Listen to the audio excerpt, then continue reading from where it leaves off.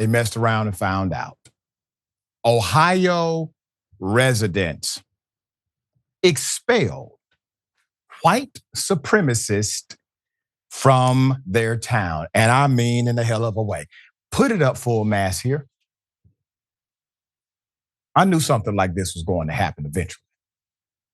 Residents of a historically black community in Ohio, well, they forced neo-Nazi demonstrators to retreat from a highway overpass where they hurled racial slurs and waved large flags with swastikas.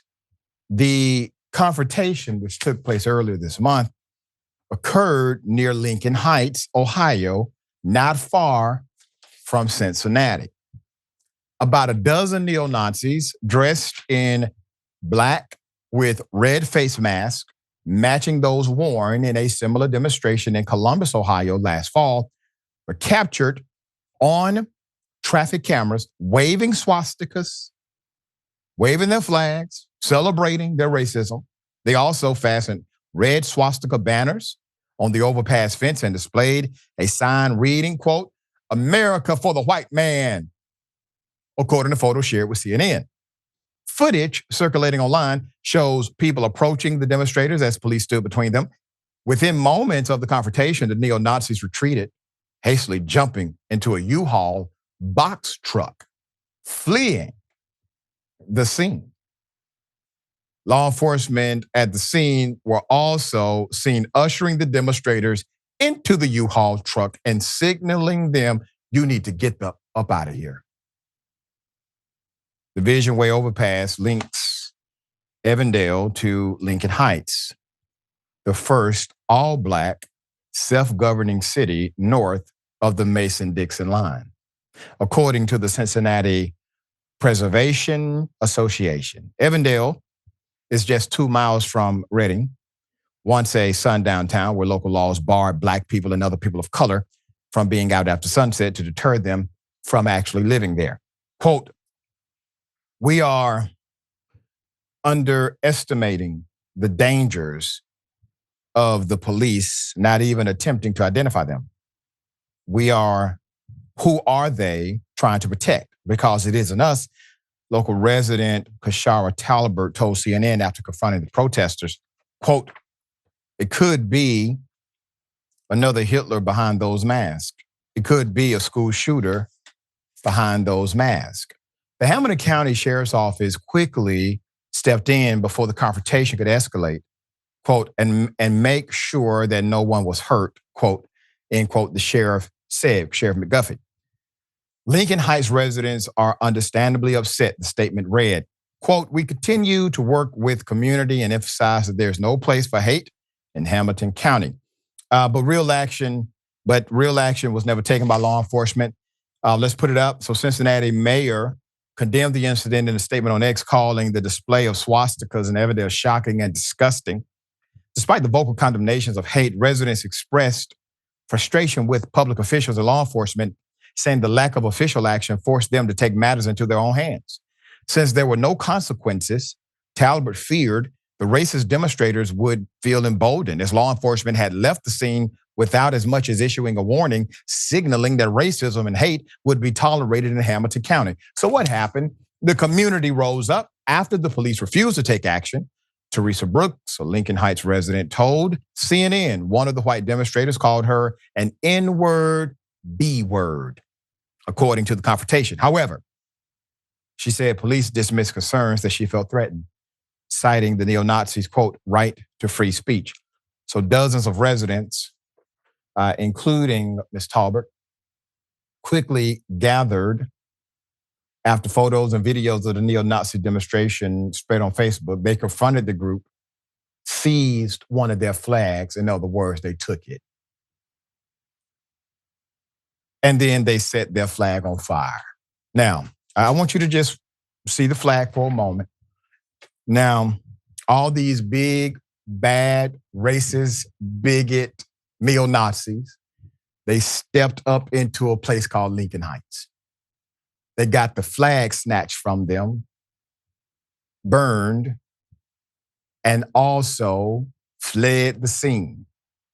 This is what happens when they attempted to take that mess to a community that believes in governing self.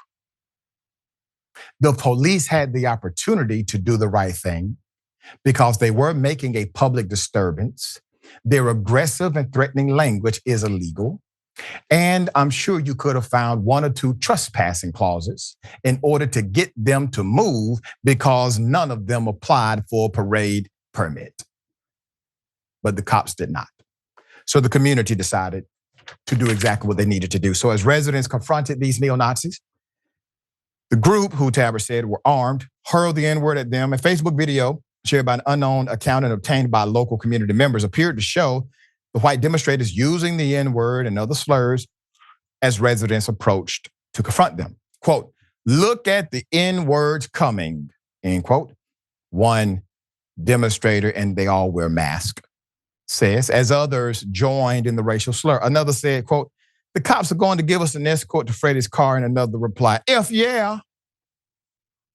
Tabor said the tense confrontation lasted only minutes before the racist demonstrators fled in their customary U-Haul. The next day, residents and neighbors returned to the overpass holding signs of solidarity, including one that read, "My father fought Nazis and so will I." As they stood in solidarity, 3 demonstrators' cars had their rear windshield shattered by unknown perpetrators, according to Kim LaChance, whose car was among them. What's happening? It's a very beautiful thing that's happening, actually, if you can understand the beauty in it. Yes, you have evil, racism, bigotry. You have these individuals who are polarized to the negative, and they're trying to spread their hate, but their hate was met with love. Yes, tough love, but love nonetheless. Love for self, love for community, love for the defense of their community, and also love for their children and their children's children. We're talking about multi-generational dynamics. It is unfortunate we are at this place in American society where polarization seems to be the new end thing. It seems to be sexy to some. But see, the polarization reminds us of why balance is required. This polarization is happening because those individuals realize they are at the end of their journey. This ideology of racism, this polarization of bigotry is coming to an end. And so they are pushing full press, but it won't work. Yes, thoughts here. Yeah, one of the more fascinating things about white supremacists is their audacity. But I guess that audacity, it kind of makes sense because they really believe that they are better than everyone else just because their skin is white. They really believe that they should be in charge of everything and everyone, regardless of like their level of education, regardless of any kind of expertise they might have at work or in leadership, their success in life, morality, integrity, whatever. Just because they were born white, that's enough. Just because of something that they had zero control over. And isn't that embarrassing for them that the best thing about them is something that was completely out of their control? Isn't that sad for them? I have to believe that that's why they cling to their racism so desperately, because without it, they're literally nothing. Right. They're just the worst and most hateful people who no one would want to be friends with. Without their racism, they would have to admit to themselves that there's nothing special about them. So good for this community for dealing with these people. Even if they weren't racist, they were annoying and nonsensical. They weren't anything that a community would want to be known for or represented by. And they couldn't even get the right permit for their dumb rally. Yet, like, we all just really want them to be in charge of us. We all, nobody wants to be them. You know, none of us are jealous that we're not white. We just like want to be left alone. Get out of here. Yeah. And they got that damn flag snatched too. Mm-hmm. Yeah. That's not going to go well at the next Klan meeting.